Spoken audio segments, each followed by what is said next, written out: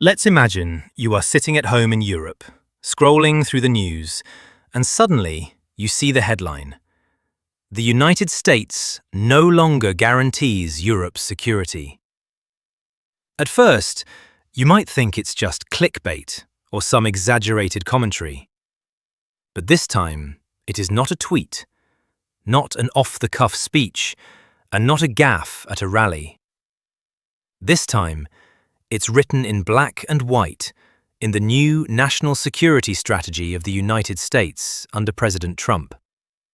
A document that for decades has defined how Washington sees the world and what it is willing to fight for.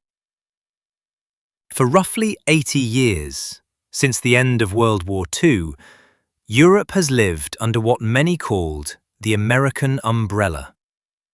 From the creation of NATO in 1949, through the darkest days of the Cold War, and then through the expansion of the European Union and the Euro, there was always an underlying assumption.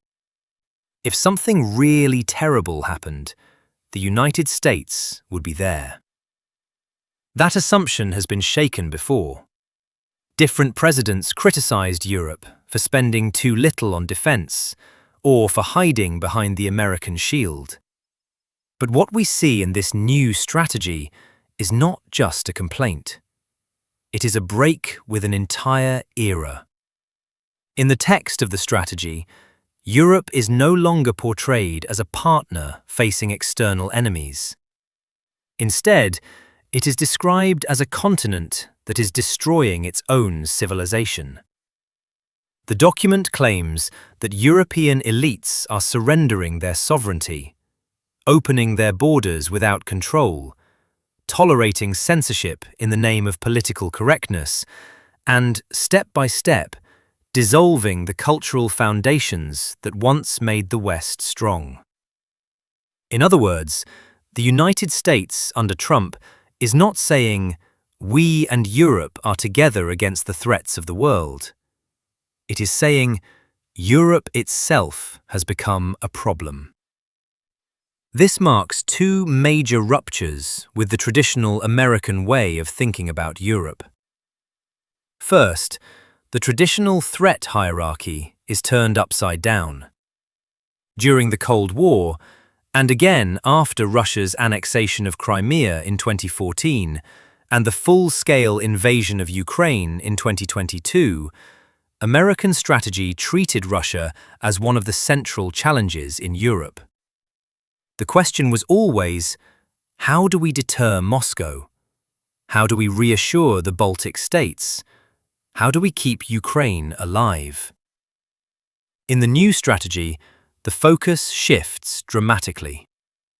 Russia almost fades into the background, and the harshest criticism is reserved not for Vladimir Putin, but for European democracies themselves.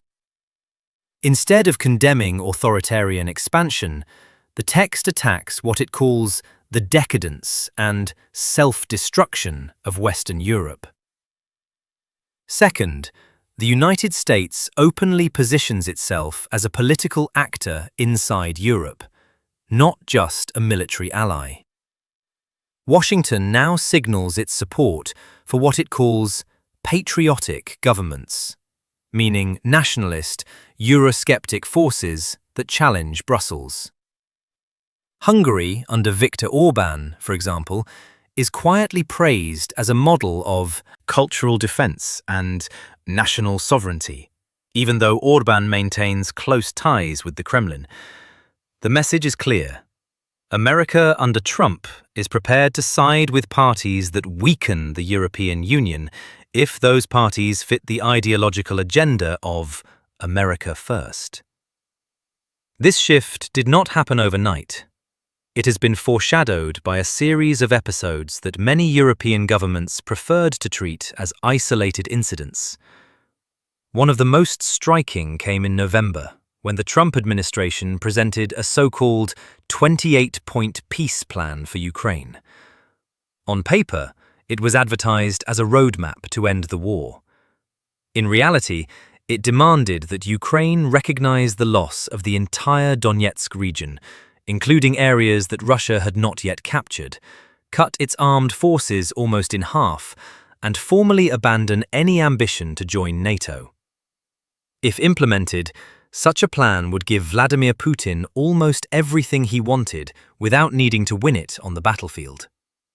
What shocked many in European capitals was not only the content, but also the process.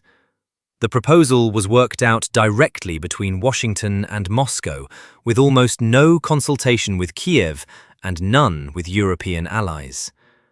It was as if the future of the continent could be negotiated over the heads of those who actually live there. The backlash inside Europe was intense. In Berlin, Paris, Warsaw, and the Baltic capitals, officials described the plan privately as an insult or even a betrayal. Under heavy criticism, Washington eventually stepped back and opened direct talks with Kiev to adjust the terms. But the damage was done. That episode made something visible that many preferred not to see. In the eyes of the Trump administration, Europe's opinion does not decide the big questions anymore. Another moment of high symbolism came at the Munich Security Conference in February 2025, traditionally the place where transatlantic leaders reaffirm their commitments to each other.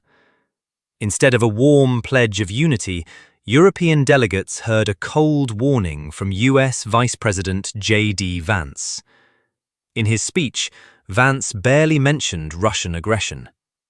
Instead, he argued that the main threat to the security of the United States was not external, but internal to the Western world itself.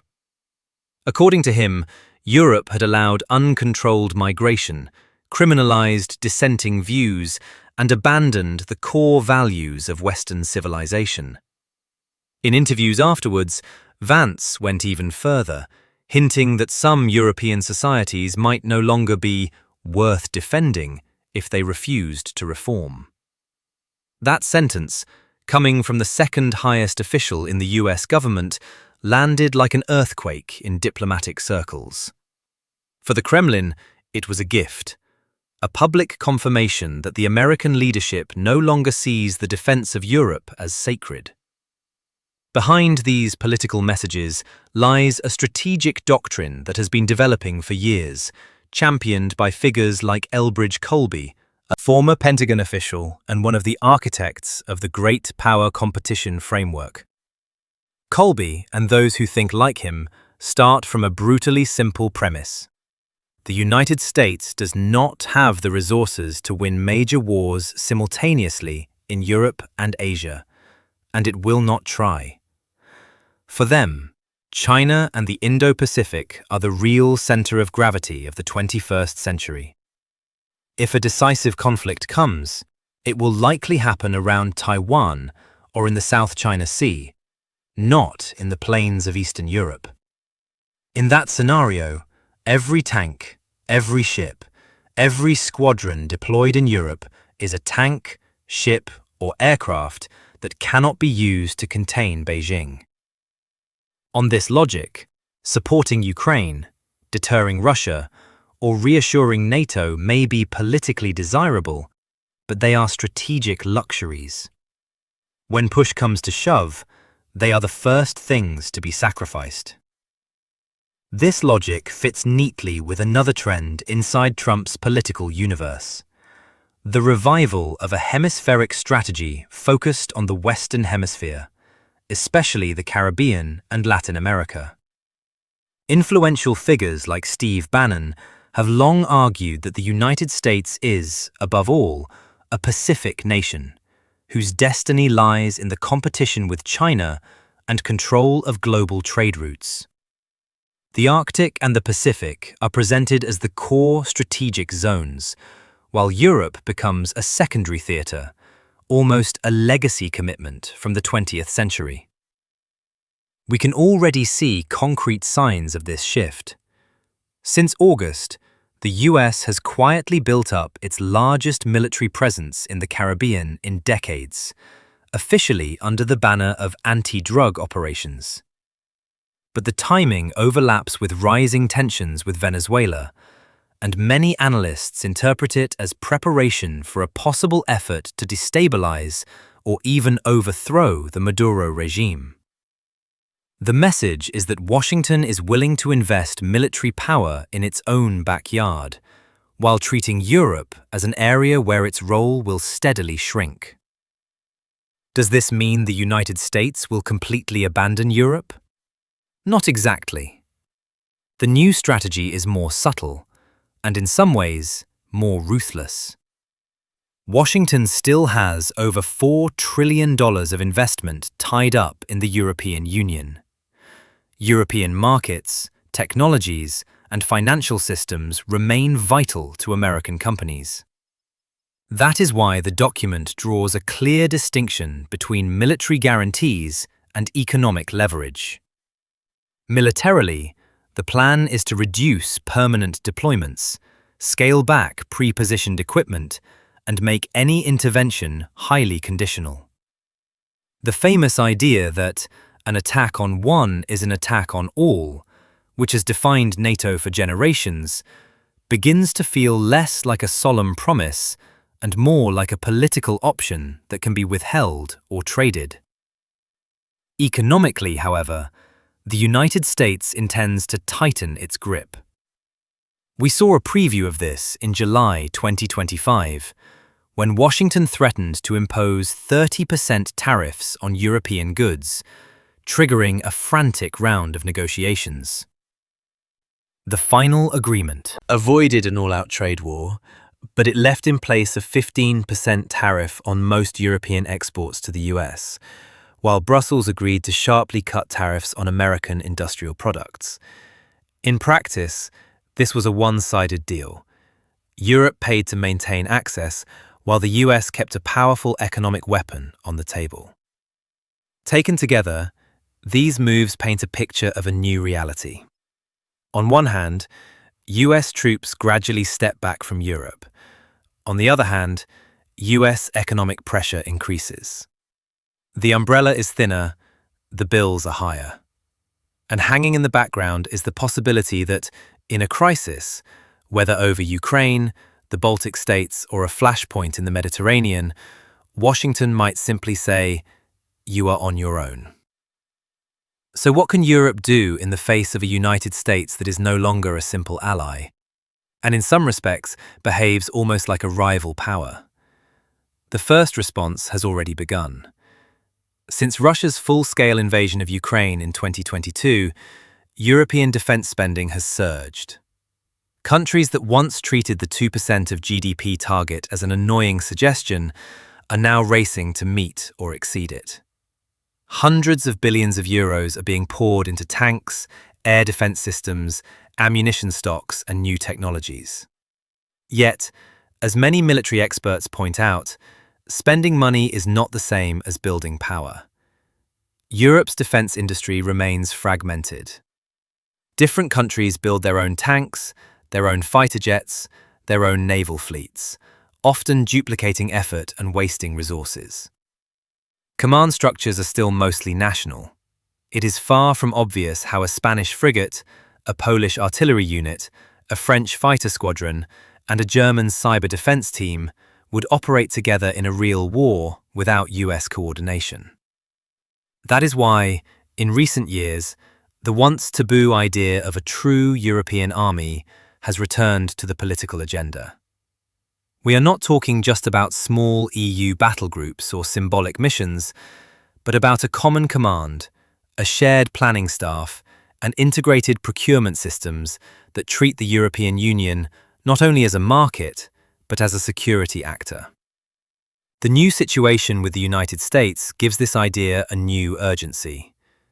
If Washington is no longer the unquestioned guarantor, then either Europe organizes its own shield, or it lives with the risk that no shield will be there when the storm hits. From the Trump administration's perspective, this is not a tragedy, but a correction. Their narrative is simple. For decades, American taxpayers have paid to defend rich European countries that refuse to take responsibility for themselves. Now, the bill has come due. The United States, they argue, must focus on its competition with China and on securing its own hemisphere. If Europe feels threatened by Russia or instability in the Mediterranean, that is a matter for Europe to resolve. But history rarely fits into such neat formulas. A weaker, more divided, more vulnerable Europe is not only a problem for other Europeans. It opens space for Moscow, for Beijing, and for other authoritarian actors to expand their influence right into the heart of the Western economic system.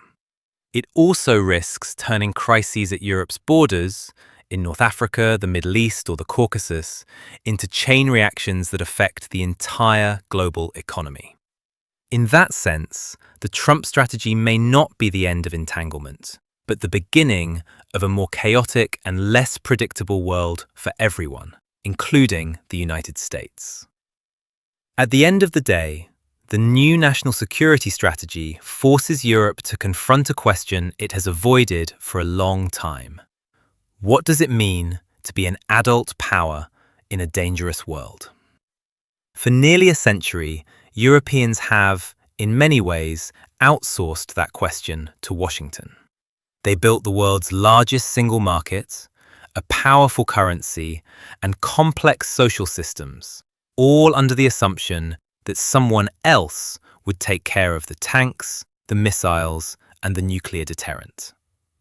Now, the era of comfortable dependency is ending. Europe stands at a crossroads with two stark options. One option is paralysis.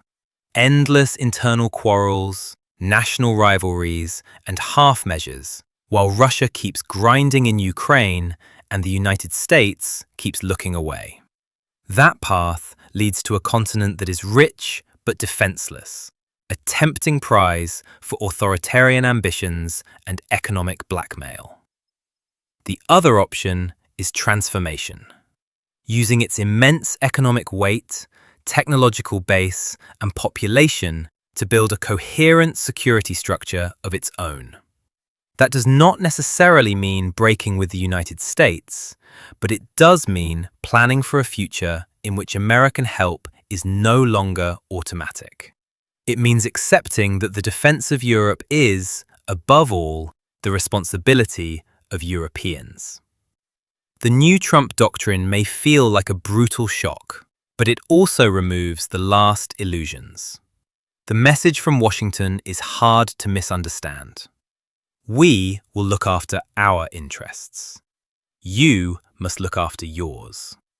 The question now is whether Europe will simply complain about this reality or whether it will finally act on it before it is too late.